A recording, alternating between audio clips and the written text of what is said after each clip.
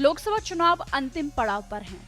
आज यानी 4 जून को पता चल जाएगा कि देश का अगला प्रधानमंत्री कौन है। 1 जून को अंतिम चरणों के बाद एग्जिट पोल के अनुमान के मुताबिक बीजेपी फिर से सत्ता पर काबिज हो रही है। उससे पहले मोदी सरकार को 5 गुड न्यूज मिली हैं, जिसमें आपको बता दें कि ब्रिटेन से 100 टन यानी करीब 1 लाख किलो सोना भारत वापस आया है।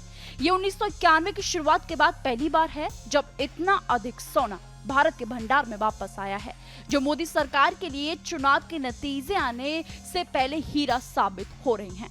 लेटेस्ट डेटा के अनुसार मार्च 2024 के अंत तक आरबीआई के पास कुल 882.1 टन सोना था, जिसमें से 413.8 टन विदेशों में जमा था।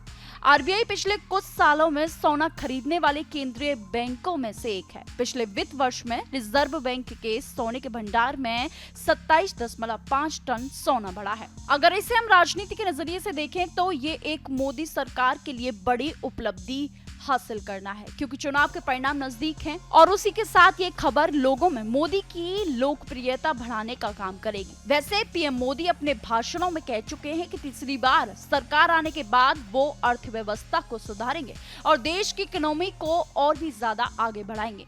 तो ये तो बात साफ है कि इतना सोना जब देश में आया है तो जरूर देश की इकोनॉमी पर असर करेगा। उसी के साथ ही दूसरे देशों और वित्त संस्थाओं का भी देश की आर्थिक स्थिति पर भरोसा बढ़ेगा और चुनावों के नतीजे पर इनका बहुत असर भी पड़ने वाला है। अब आप 4 पॉइंट में समझिए कि सोना कैसे लाया गया और कहाँ रखा गया। आपको ये सारी जानकारी देंगे, इससे पहले आपको वीडियो अंत तक देखना जरूर होगा। 100 टन सोने को भारत लाने के लिए महीनों की प्लानिंग की गई और फिर पूरे प्लान को एग्जीक्यूट किया गया। प्लानिंग और एग्जीक्यूशन में वित्त मंत्रालय, आरबीआई और सरकार की अन्य विंग के साथ लोकल अथॉरिटीज शामिल रही। आरबीआई को सोना भारत में लाने के लिए सीमा शुल्क में भी छूट मिली, लेकिन आयात पर लगने वाले इंटीग्रेटेड जीएसटी पर कोई छूट नहीं दी गई। ऐसा इसलिए क्योंकि इस टैक्स को राज्यों के साथ शेयर किया जाता है।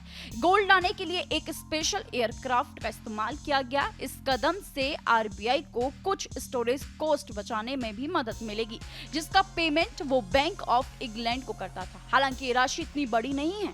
हमारे देश के भीतर मुंबई के मिंट रोड पर रिजर्व बैंक ऑफिस की पुरानी बिल्डिंग में सोना रखा जाता है। इसके अलावा पूरी सिक्योरिटी के साथ सोने का स्टोरेज नागपुर में भी बोल्ट किया जाता है। और आपको ये भी बता दें कि आरबीआई ही तय करता है कि कितना सोना कहां रखना होता है।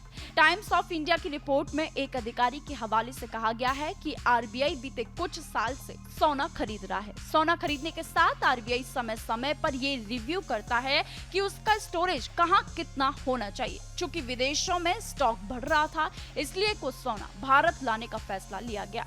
ये हमारी इकोनॉमी की ताकत और कॉन्फिडेंस को भी दिखाता है। तो ये थी महत्वपूर्ण जानकारी। जो ब्रिटेन से 100 टन सोना आया है, उसका असर हमारी भारत देश की अर्थव्यवस्था पर भी पड़ेगा। अब आने वाला समय ही बताएगा कि सोने का क्या होता है और हमारी अर्थव्यवस्था पर इसका कितना असर पड़ता है। ऐसी तमाम जानकारी के लिए देखते रहिए सिर्फ और सिर्फ आर द न्यूज।